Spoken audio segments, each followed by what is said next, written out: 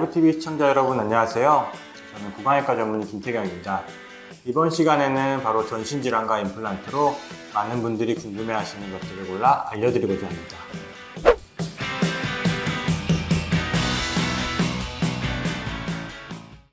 고혈압은 말 그대로 동맥을 지나는 혈류의 걸류혈압이 높아지는 증상을 말합니다.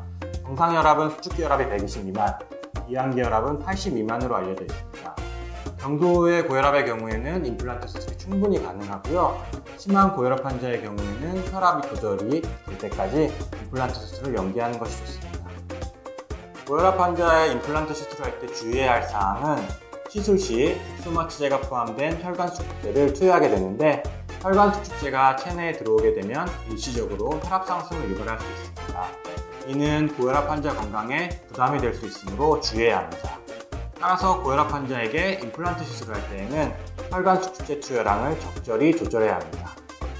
또 한 가지 주의해야 할 사항은 고혈압 환자가 복용하는 아스피린도 유의사항입니다. 아스피린은 수술 과정 중 지혈을 어렵게 만들고 상처가 아무는 것을 더디게 만드는 부작용을 일으킬 수 있습니다. 따라서 아스피린을 드시는 경우 담당 내과의와 협진을 하여 필요시 약을 중단하고 수술하시는 것이 좋습니다.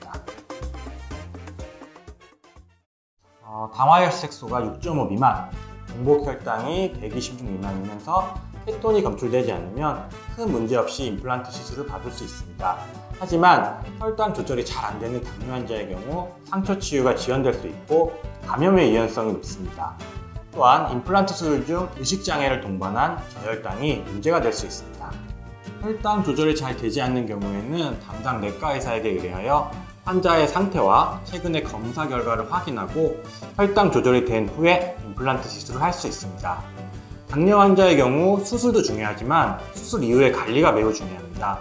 임플란트 수술 이후 음식물 섭취 능력이 좋아지면서 당뇨가 악화되는 경우도 있으니 이를 첫째로 주의하셔야 합니다. 또한 당뇨 환자의 경우 자연치 주위의 잇몸이 나빠지는 치주염처럼 임플란트 시술 후에도 임플란트 주위염이 발생할 수 있습니다. 그러므로 정기적인 구강검사를 통해 임플란트 주변의 잇몸 관리를 시행하고 치간 칫솔, 치실 등을 사용하여야 합니다. 골다공증 약을 먹거나 주사를 맞고 있으면 흔히들 뼈가 튼튼해지니까 임플란트에도 좋을 것이라고 생각할 수 있는데 실제로는 그렇지 않습니다. 골다공증 중 약 80% 이상의 처방을 차지하는 비스포스포네이트라는 약이 문제인데요. 문제는 오랫동안 이 비스포스포네이트 약을 복용한 사람이 잇몸뼈를 치료하게 되면 뼈가 회복되지 못하고 오히려 괴사되어 버리는 약물 관련 턱뼈 괴사증의 위험이 있습니다. 임플란트를 심었는데 통증이 있다거나 금방 빠져버릴 수도 있습니다. 이를 막기 위해 3년 이상 비스포스포네이트 제제를 복용하거나 주사를 맞았다면 임플란트를 심거나 발치를 하는 것을 미뤄야 합니다. 전문의와 상의 후 가능하다면 임플란트 시술 2개월 전부터 약을 일시적으로 중단하거나 다른 성분의 약으로 바꾼 뒤 임플란트 수술을 진행할 수 있습니다.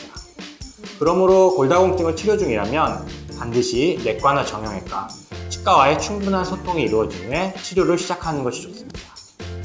지금까지 여러 전신질환과 임플란트 시술 가능 여부에 대해 알아보았는데요. 혹시 더 궁금한 사항 있으시다면 라이브 치과로 연락 주시기 바랍니다.